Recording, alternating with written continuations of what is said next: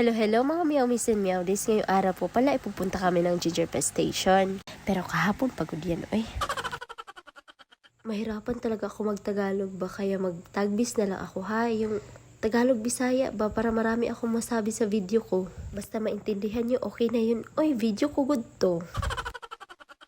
Alam nyo ba mga Meowmies and Meowdies, ang dami nagme-message sa akin ba. Humihingi ng tulong. Sabi ko naman, kung may pera lang kami, why not hindi ako magtulong? Sa ngayon po kasi walang-wala pa kami ni Meowdy at naghahanap din kami ng diskarte para hindi kami magutom sa araw-araw. Laking pasalamat nga namin dahil nabiyaan kami ng blessing from Canada at nakabili kami ng pagkain ng mga anak naming pusa. Akala kasi ng iba hayahay lang ang buhay namin pero hindi. Uy, grabe din ba ang struggle namin ni Meowdy this year? Life must go on. Kakayanin natin to. Pagsubok lang to.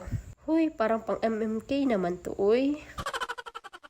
At ayan, nag-story-story pa si Ma'am Sheng na naipit daw sila ang sa pintuan kaya nahirapan siya maglakad. So, mag-extra careful po talaga tayo, ha? Kasi may mga pets din sa loob ng store. Tapos humingi din kami ng karton kay Ma'am Sheng para sa mga anak naming pusa. At that time, uuwi na sana kami kaso naisipan naming pumunta ng Barangay Mabuhay at nadat na namin si Colonel na nanghihina. Siya po ang alagang aso nila Ate Ping, kaya dinala namin siya sa City Vet. Di ba 324, di ba yan siya? Kata tu antibiotik saya, kata tu inhibitor o anti-inflammatory. Aircon. Pero obserbaran ninyo na ako, sige na siya dubog gapon. Mas mayo ipatest ninyo ng siya for relief. Yan, nasa ko to wala. Meron ko. Kaya naapon na sila yung sakit sa mga blood parasite.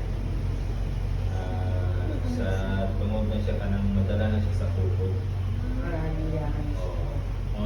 Kung relief yan na siya, laki na antibiotic. Pwede man mag-reseta lang. Pero kung kuha na siya, sige lang dugot niya.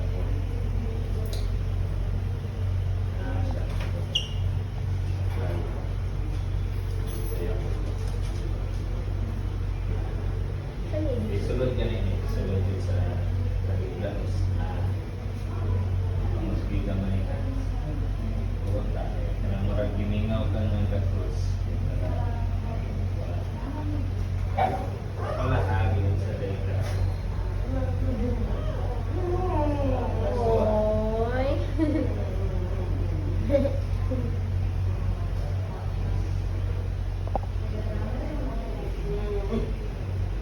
Una. Kaya balik mo by Wednesday, ha? Follow up niya. Matapos maturukan ni Doc ng gamot si Colonel, medyo gumaan na yung pakiramdam niya. Pati yung owner, laki ng ngiti.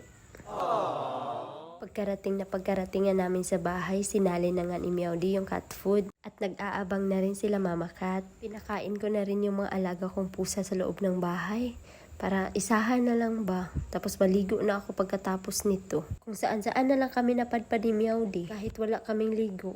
Wih! O siya, hanggang dito na lang siguro ha. See you on my next mini vlog. Salamat! Meow!